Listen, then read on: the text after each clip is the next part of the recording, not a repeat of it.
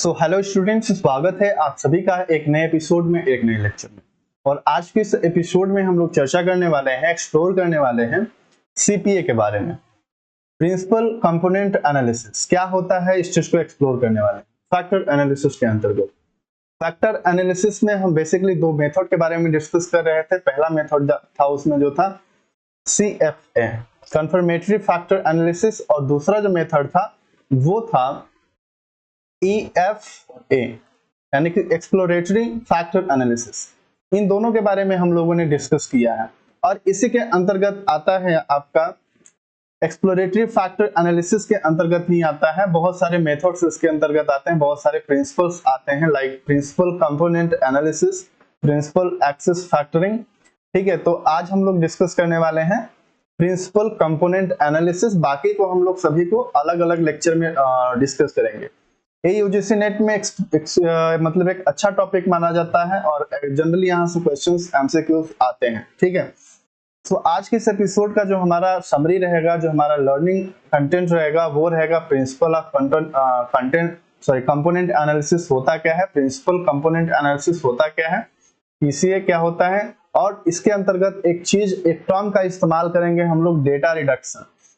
Data reduction को समझेंगे, data reduction क्या होता है। ठीक है, और इन सारे टॉपिक्स को समझने के लिए, कंसेप्ट को क्लियर करने के लिए एमसीक्यूज को भी लेंगे ताकि बेटर अंडरस्टैंडिंग यहाँ से आप सभी को प्रोवाइड हो जाए और चीजें बेहतर हो जाए।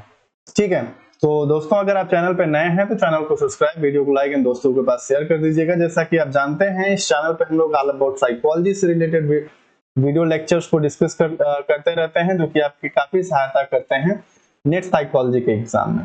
ठीक है, तो चलिए आगे बढ़ते हैं और हम लोग डिस्कस करते हैं प्रिंसिपल कंपोनेंट एनालिसिस। क्या होता है PCA, principal component analysis. So guys, principal component analysis जो होता है एक डेटा रिडक्शन टेक्निक होती है। ठीक है, तो क्या है principal component analysis is a data reduction technique. Okay, so PCA क्या होता है, डेटा रिडक्शन एक टेक्निक होती है। यह total variance common plus unique plus error को भी इस्तेमाल करता है, को यूज करता है और उसे कुछ प्रिंसिपल कंपोनेंट में बदल देता है, या जिसे हम फैक्टर में, कंपोनेंट का मतलब हम यहाँ पे और फैक्टर में भी बदल देता है। ठीक है, सो फैक्टर में बदल देता है। इसका गोल क्या होता है, सिर्फ वेरिएबल को समराइज या सिंप्लीफाई करना होता है। ठीक है, ट्रू फैक्टर एनालिसिस नहीं होता है आपका PCA, principal component analysis, but commonly इसका यूज किया जाता है to simplify to variable. Okay, अब हम लोग नेक्स्ट चलते हैं, समझते हैं डेटा रिडक्शन क्या होता है। ठीक है, डेटा रिडक्शन को समझना बहुत ही इंपॉर्टेंट है क्योंकि बेसिक टर्म्स है एक तरीके से पीसीए को समझने के लिए, क्योंकि मेन सारी चीजें इसी पे हैं कि पीसीए जो होता है डेटा रिडक्शन टेक्निक पे काम करता है। ठीक है, और डेटा रिडक्शन का मतलब होता है बहुत सारे वेरिएबल्स को, डेटा को कुछ कम संख्या में बदल देना। ठीक है, अगर हम एग्जांपल के तौर पे मानते हैं कि हमारे पास, मान के चलिए एक साइकोलॉजिकल सर्वे है जिसमें 50 सवाल हैं। क्या है, 50 सवाल। अब 50 सवाल मतलब क्या है, 50 वेरिएबल हमारे पास हैं। ठीक है, 50 वेरिएबल हैं और मापने के आपने मतलब जो होता है 500 लोगों से जवाब लिया है, यानी कि 50 सवाल जो हैं सर्वे किया गया है और सर्वे में कितने लोगों का मतलब जवाब लिया गया है, 500 लोगों से जवाब लिया गया, यानी कि टोटल पॉपुलेशन कितना थी यहाँ पे, 500। ठीक है, लोगों से जवाब दिया है। अब यहाँ पे यह देखा जा रहा है कि इन 50 वेरिएबल्स में कई आपस में जुड़े होंगे, यानी कि इनमें से मान के चलिए कुछ क्वेश्चन है, जैसे Q1 हो गया, Q1 हो गया, Q5 हो गया, Q6 हो गया, Q3 हो गया, Q4 हो गया। ठीक है, तो एक तरीके से क्वेश्चंस आपस में क्या कर रहे हैं, कोरिलेट कर रहे हैं, मैच कर रहे हैं। तो 50 वेरिएबल्स में कई ऐसे आपस में, एक तो बेसिक एग्जांपल है। ठीक है, तो कई आपस में ऐसे हैं जो एक ही तरीके के ट्रैट्स को, एक ही तरीके से क्वालिटी को, पर्सनालिटी क्वालिटी को क्या कर रहे हैं, प्रेजेंट कर रहे हैं, रिप्रेजेंट कर रहे हैं। तो इन्हें अलग अलग एनालाइज करने में क्या है, बहुत ज्यादा कॉम्प्लेक्सिटी सी आ जाएंगे। ठीक है, कॉम्प्लेक्सिटी आ जाएगी। अब इसी को एनालाइज करने के लिए पीसीए या फैक्टर एनालिसिस के जरिए हम इन 50 वेरिएबल्स को कम से कम 5 या 6 मेन कंपोनेंट या फैक्टर में बदल देते हैं।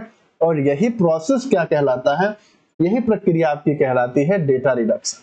ठीक है, तो आप समझिए कि 50 वेरिएबल हमारे पास हैं, और 50 वेरिएबल्स में कुछ वेरिएबल्स ऐसे होंगे, कुछ क्वेश्चंस ऐसे होंगे जो सेम कैरेक्टरिस्टिक्स को प्रेजेंट कर रहे होंगे, सेम क्वालिटीज को प्रेजेंट कर रहे होंगे। उन सभी क्वालिटीज को एक में कर करके, ठीक है, इसी तरीके से बहुत सारे मतलब की पर्सनालिटी ट्रेट्स हैं, उन सभी को करके 5 से 5 फैक्टर में कन्वर्ट कर दिया गया, 6 मेन कंपोनेंट में 6 फैक्टर में कन्वर्ट कर दिया, 3 फैक्टर में कन्वर्ट कर दिया गया। जितना बड़ा सैंपल साइज होगा उस हिसाब से मतलब ये काम करेगा कि 3 में बदलना है, 5 में बदलना है या 6 कंपोनेंट में बदलना है।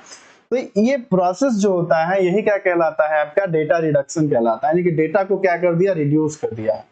ठीक है, तो ये रहा गाइस आपका पीसीए, प्रिंसिपल कंपोनेंट एनालिसिस। अब चलिए हम लोग एमसीक्यूज को डिस्कस करते हैं कि कैसे एग्जाम में एमसीक्यूज आते हैं यहाँ पे। ठीक है, तो आपके सामने पहला एमसीक्यूज है, पहला क्वेश्चन है, principal component analysis is mainly used for.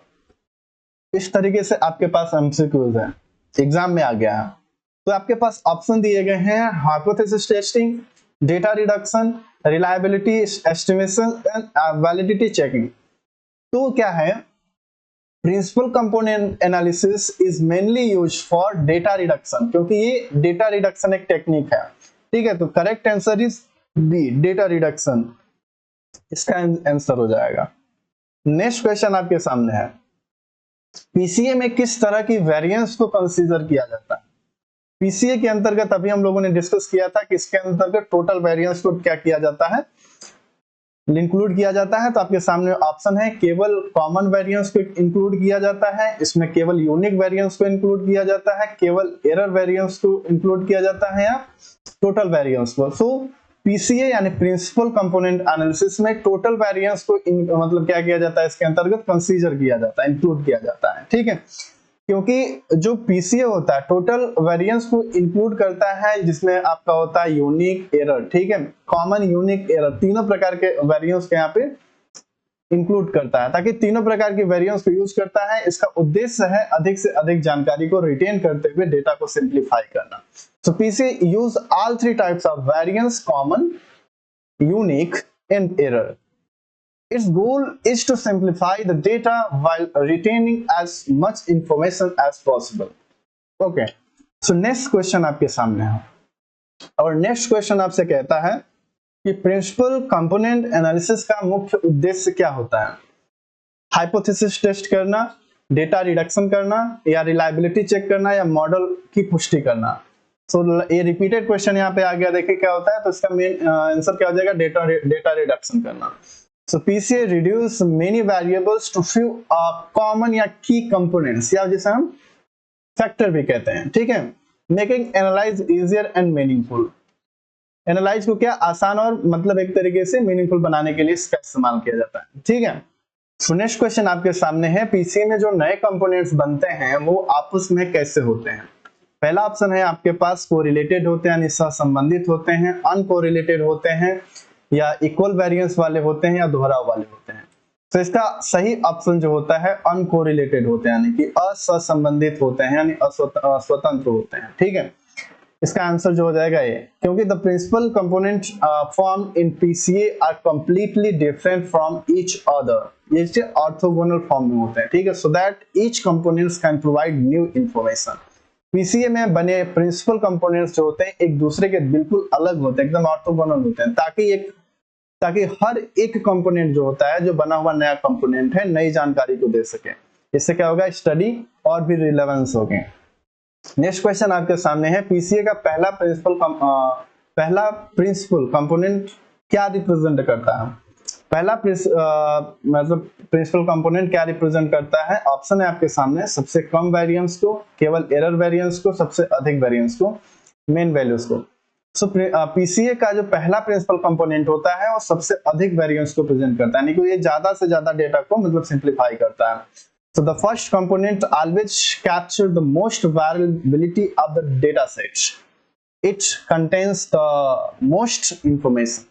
पहला कंपोनेंट जो होता है हमेशा डेटा सेट की सबसे ज्यादा वेरिएबिलिटी को कैप्चर करता है, यानी सबसे ज्यादा जानकारी उसी में होती है। तो इसका सही आंसर क्या हो जाएगा, option number C is correct answer explain variance, यानी कि सबसे अधिक वेरिएंस को एक्सप्लेन करता है। ओके, नेक्स्ट क्वेश्चन आपके सामने है, पीसीए के बारे में निम्न में से कौन सा कथन सही है? सो पीसीए सिर्फ क्वालिटेटिव डेटा के लिए होता है, पीसीए में लीनियर रिलेशन की जरूरत नहीं होती है, पीसीए कोरिलेटेड वेरिएबल्स को अनकोरिलेटेड कंपोनेंट्स में बदल देता है। तो क्या है कि पीसीए जो है कोरिलेटेड वेरिएबल्स को अनकोरिलेटेड कंपोनेंट्स में बदल देता है, यानी फैक्टर में बदल देता है। तो ये क्या हो जाएगा, ये करेक्ट आंसर हो जाएगा आपका, C is the correct answer, क्योंकि जो PCA has one main task to transform many correlated variables into some independent और अनरिलेटेड कंपोनेंट्स। ठीक है, पीसीए का मतलब एक मेन काम होता है कि कई कोरिलेटेड वेरिएबल्स को कुछ इंडिपेंडेंट यानी कि असंबंधित कंपोनेंट्स में बदल देना।